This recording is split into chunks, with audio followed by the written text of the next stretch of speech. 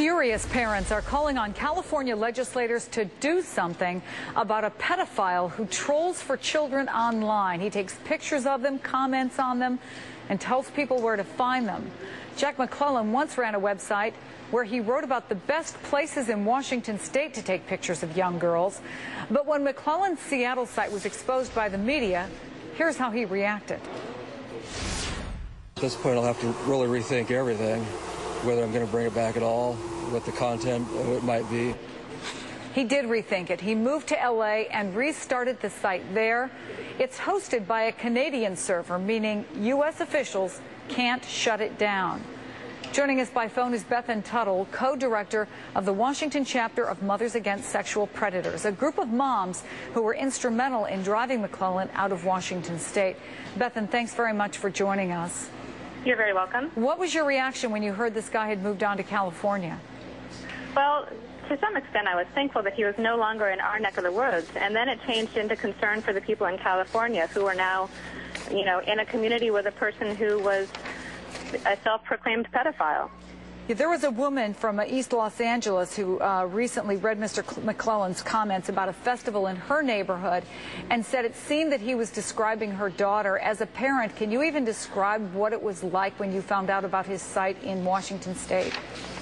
Well, it's, you know, what it is that until you know what he looks like or where he's going to be, you don't know who he is or where he is around you or what his intentions are.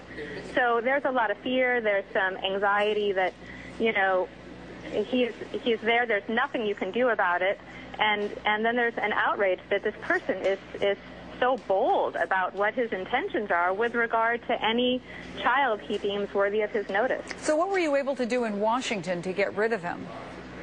We spent a lot of time on the phone, via email, and talking to media and legislators about just about the fact that he's there. What are we going to do about it?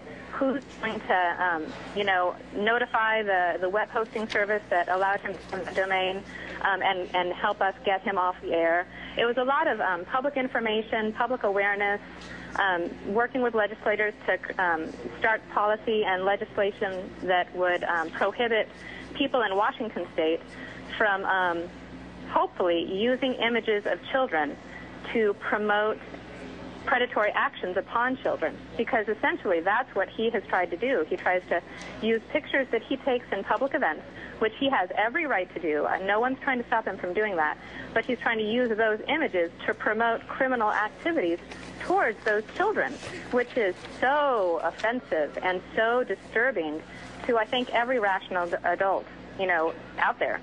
Without a doubt. Well, at least it's known what he's doing, and he's brazen about talking about it. So, Bethan, thanks so much for talking to us. Maybe we'll talk again as we continue to follow this case. By the way, I don't know if you heard this, but he's talking about starting another site using a Dutch host. So, and I mean, a lot of the extreme pedophiles, such as himself, do host out of Europe because their laws are very different from ours, and many of them even move over there so that they're untouchable by American law.